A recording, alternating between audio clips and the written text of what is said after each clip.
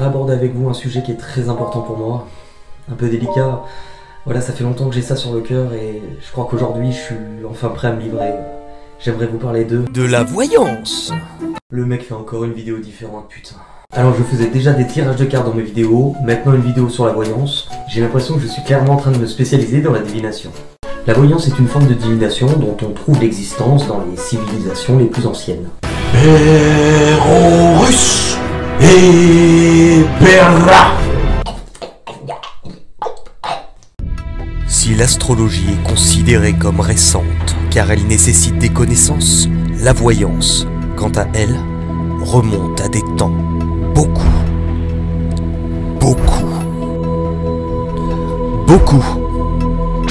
non mais il faut peut-être pas abuser non plus, hein. Plus ancien. Autour du 1er 4e siècle en Grèce, ce fut l'apogée des aruspices. Dis quoi? Un aruspice est un pratiquant de l'aruspicide. L'art divinatoire de lire dans les entrailles d'un animal sacrifié. En bref, un psychopathe. Les planètes sont en parfait alignement. Considérée comme diabolique dans l'Europe chrétienne, la voyance a été pourchassée durant de nombreuses années. On crie à la sorcellerie et l'on brûle les dites sorcières sur la place publique. Arrière tous! Mais ça n'est pas à moi! On m'a drogué, on m'a collé cette veste immonde qui pourrait de conneries! Mais malgré les différentes campagnes de diabolisation, rien n'y fait. La voyance traverse les époques. En l'an 7 avant Jésus-Christ, on retrouve les premières traces d'outils divinatoires en Grèce. En 750 avant Jésus-Christ, là c'est l'apparition des premiers devins. Soyez les bienvenus dans l'île du plaisir. Nous vous attendions. Venez, Gaulois. Nous avons du nectar et de l'ambroisie aussi. Peu importe qui nous sommes, beaux guerriers. Abandonne-toi au plaisir. Durant le Moyen-Âge et en Europe surtout, les astres vont devenir le support préféré des voyants. D'après la théorie chrétienne, les étoiles sont en effet des anges et leur mouvement serait en fait un signe. Nostradamus fut d'ailleurs un astrologue reconnu de son vivant à l'époque. Né Michel de Notre-Dame. Ouais, d'un coup, ça fait moins rêver Michel, hein. Nostradamus a fait des prévisions célèbres, souvent appelées prophéties. Bah allez Michel, une petite prophétie, hein? Ce qui est quand même amusant, c'est le fait de constater que bien que la société ait évolué et que nous soyons en 2020, c'est que la première image qui vient à l'esprit lorsqu'on évoque la voyance, c'est la diseuse de bonne aventure. Vous l'aurez compris, en termes de voyance et de clichés concernant celui qui pratique, on peut déjà souligner que souvent l'homme n'y trouve pas sa place. Et que l'imagerie provient de la culture populaire, distillée par les dessins animés, les histoires pour enfants et autres contes et légendes. Outaloudi, la bonne aventure. Je dévoile l'avenir, je jette des charmes, je développe votre horoscope. La bonne aventure que c'est drôle. Arrêtez le carotte. Regardez ici, regardez. Oh, incroyable. Un génie volant. Un visage apparaît.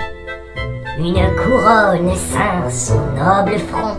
Ou de la lie, une couronne. Nous cherchons, tout comme nos ancêtres, à savoir de quoi sera fait demain.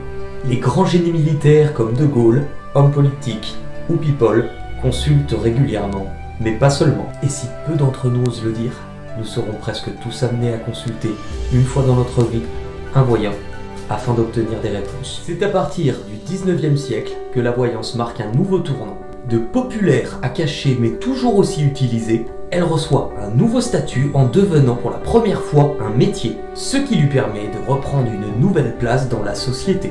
La voyance du 19e prend une forme plus démonstratrice et commence à instaurer une image qui va rester forte de nos jours. Ce sera l'arrivée de la boule de cristal et du marc de café. Majoritairement féminins, les voyants prodiguent leurs connaissances dans des salons, des cabarets, pour devenir une voyance spectacle, comme les illusionnistes de l'époque. Et c'est ce côté spectacle qui va justement attirer et fasciner. Des traités sur la chiromancie vont être rédigés en 1840 et vont apporter la conviction qu'il est possible de distinguer des capacités intellectuelles et psychiques d'un être humain par les détails de son corps, ce qu'on va plus communément appeler aujourd'hui le mentalisme. C'est une conviction qui va prendre forme suite à l'arrivée de nouvelles sciences qui sont en train de naître à la même époque.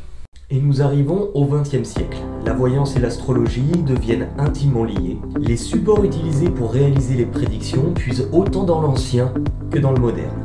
Le tarot, boule de cristal, numérologie, astrologie et j'en passe. Et la voyance fait également ses premiers pas dans la presse avec l'arrivée des horoscopes dans les journaux. Avec la modernité, elle s'intègre également dans nos médias, télévision, radio, internet. Elle devient incontournable. Cabinet de voyance Marie-Claire, grande prêtresse originaire d'Haïti aux dons exceptionnels, reconnue pour son sérieux. Marc de Saint-Germain, héritier du célèbre comte de Saint-Germain, vous révèle votre avenir. Néanmoins, toujours un peu maltraitée et souvent décrédibilisée, elle se renouvelle quand même en s'associant de plus en plus à la psychologie ou à la psychanalyse qui, elles, deviennent très populaires à l'époque. Jusqu'à arriver en 2020 où la voyance continue son évolution en s'appuyant davantage sur la psychologie, le développement personnel, parfois la science, mais également la religion, en intégrant la notion de cycle de causes et des conséquences liées à l'existence des êtres sensibles. Dans cette conception, chaque être est responsable de ses actes et de ses actions, et le résultat de ce qu'un individu a fait, est en train de faire et fera, s'appelle le karma. On décrit le karma comme la loi de réajustement qui agit de manière à rétablir l'équilibre et conserver l'harmonie de l'univers. C'est ce qu'on appelle la loi d'attraction. Faites le bien et vous l'attirerez. Faites le mal et le karma se chargera de vous. Salut, c'est ton karma. Aujourd'hui, en 2020, le terme voyance a évolué en se mélangeant à la religion, la science, le développement personnel, pour devenir le terme que l'on connaît, guidance. Et du coup, avec YouTube, l'arrivée des chaînes de guidance. Oui, mais comment différencier le vrai du faux parmi toutes ces chaînes, de ceux qui sont justes et bienveillants et de ceux qui le sont moins? Bien, petit 1, un véritable voyant ne vous dira jamais qu'il peut vous ramener celui ou celle qui vous a brisé le cœur, ou que vous allez gagner au loto. Si vous tombez sur ce genre d'annonce, fuyez. Fuyez, pauvre fou! Si un voyant vous pose trop de questions, généralement, c'est mauvais signe. Un bon voyant n'a pas besoin de vous inciter à revenir pour un nombre incalculable de séances avant de pouvoir vous donner des infos. Si la personne vous fait croire que votre problème est trop complexe pour être résolu en une fois, là aussi, barrez-vous. Mais dehors, les Romano! Un voyant ne fait pas traîner la consultation. Si ça tourne en boucle et qu'il répète les mêmes choses sous différentes formes, c'est de l'arnaque. Un médium utilise son énergie pour se connecter à la vôtre, et c'est très fatigant. Lorsque cette connexion est interrompue, il vous dira que l'ensemble des messages que vous aviez à recevoir ont été transmis. Sur YouTube plus particulièrement, faites également aux personnes qui sortent des vidéos de manière trop régulière sur les mêmes sujets. Ce n'est pas forcément bon. Faites attention aussi aux chaînes qui prônent de manière exagérée leur bienveillance, en vous disant beaucoup le moi. Moi, je suis dans la lumière. Vous voyez, il fallait que ça sorte, hein. Moi, je suis un guide. Moi, je suis bienveillant. Les personnes étant vraiment dans la lumière, généralement, ne le disent pas. Ce sont les autres qui le disent. Attention aux vidéos qui vont vous annoncer des belles nouvelles et des choses merveilleuses tous les mois. Si votre ex va revenir tous les mois depuis un an, c'est mauvais signe également. Faites aussi attention dans les chaînes que vous regardez, faites un petit test. Allez jeter un œil sur ces chaînes et observez les chaînes qui ne parlent jamais d'autres personnes que d'elles-mêmes. Celles qui vont jamais faire de la pub pour une autre personne ou jamais en parler. En général, ces personnes-là vont se tirer la couverture et pour moi c'est mauvais signe. Vous savez, à la base, je n'avais pas prévu de sortir cette vidéo. J'en avais fait une la semaine dernière que je n'ai pas sortie, où le thème était un petit peu les personnes qui copient sur YouTube. Ce qui m'a marqué en regardant la vidéo, c'est la colère que je pouvais ressentir tout le long de cette vidéo. La nature a bien fait, d'autres personnes finalement s'en sont chargées et je vois leur colère. Moi je pense, et je finis par le comprendre, que si je faisais ce type de vidéo, bien que je puisse être en colère, c'est une émotion, je la ressens, je dois l'accepter. Si je laisse cette colère et que je travaille en faisant une vidéo en étant en colère, je vais attirer et nourrir encore plus cette colère. Le but étant de m'en éloigner, étant aussi de travailler sur le pardon envers moi-même et envers les autres pour ne pas me laisser consumer sur cette colère. Je le vois autour de moi en ce moment sur toutes les chaînes de voyance. il y a une espèce de coalition, il y a une espèce de guerre qui est en train de se mettre en place. Voyant contre voyant. Qui a raison? Qui a tort? Pour moi, je n'ai pas à me mélanger. Pour moi, je n'ai pas à prendre parti. Parce que ces gens-là n'ont absolument pas à vous dire quoi faire. N'ont absolument pas à se justifier. Certes, il y a des charlots, mais il y en a toujours eu. Maintenant, se prôner un peu plus dans la lumière, ou vouloir rassembler des personnes, puisqu'on est une personnalité publique, vouloir plus rassembler les gens autour de son idée, je ne trouve pas ça bien non plus. N'oubliez pas que vous avez votre libre arbitre. Les gens qui vous disent « Attention aux chaînes qui vous font croire, qui utilisent votre détresse, attention aux chaînes », que font-elles, elles? Puisqu'il est forcément clair, si je prends mon cas, avant d'avoir ma chaîne, je regardais les vidéos. Pourquoi je regardais ces vidéos? Pourquoi j'ai commencé à regarder les guidances? Puisque j'ai vécu une rupture, que j'ai vécu quelque chose qui m'a largement touché à en faire une espèce d'état de dépression, et je me suis raccroché aux guidances. Je suis passé d'une addiction envers une personne à une addiction envers autre chose. Je l'ai simplement remplacé. Les personnes qui vous disent de faire attention à certaines chaînes qui ne sont pas vraies ou qui vous mentent, si elles étaient vraiment dans la lumière, finalement, le meilleur conseil qu'elles vous diraient, c'est que vous n'avez pas besoin de suivre de chaînes tout court, mais que leur chaîne ne vaut pas mieux que la leur. Il y a de la place pour tout le monde, il y a de la place pour toutes les opinions. N'oubliez pas que ce que les gens vous donnent sur leurs vidéos, et moi le premier, n'est pas totalement toujours la vérité. C'est ma vérité, c'est mon point de vue, c'est la fenêtre par laquelle je regarde avec mes propres yeux.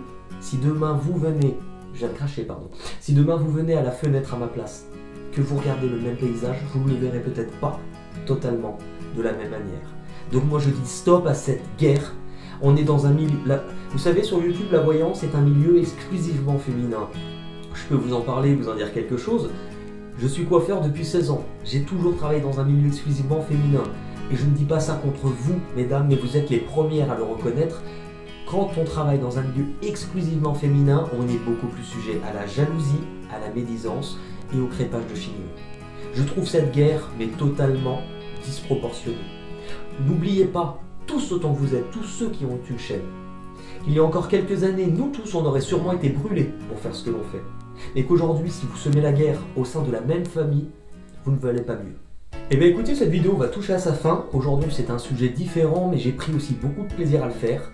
Alors qui sait, peut-être que la prochaine fois, je ferai une vidéo pour vous expliquer la nuit noire de l'âme. Non, pas celle-là. Et dans tous les cas, pour tous ceux qui se posaient la question et qui l'ont vu tout au long de la vidéo, je ne vais pas vous mentir, oui, j'ai grossi. Je ne peux même plus enfiler un jean parce que je lui fais mal. Visiblement, pendant le confinement, on mange bien à la cantine. Petits déjeuners, Je sais pas comment ça se passe de votre côté, mais moi personnellement, plus le temps passe et plus je remonte la caméra, donc bientôt attendez-vous à ne voir que ça. Je crois que l'essentiel des messages pour aujourd'hui ont été passés, hein. Alors j'en appelle à un peu plus de paix, à un peu plus de calme, parce qu'évidemment, je ne souhaite une bonne crise d'hémorroïdes. de mal à personne. J'en demande aux chaînes qui font de la merde, si possible, d'arrêter. Aux chaînes qui sont, elles, un peu trop vindicatives et dans le combat, je ne pense pas que ça les mènera quelque part non plus. Et si on pouvait essayer de vivre tous ensemble, ça serait un peu plus sympa, même si ça paraît utopique.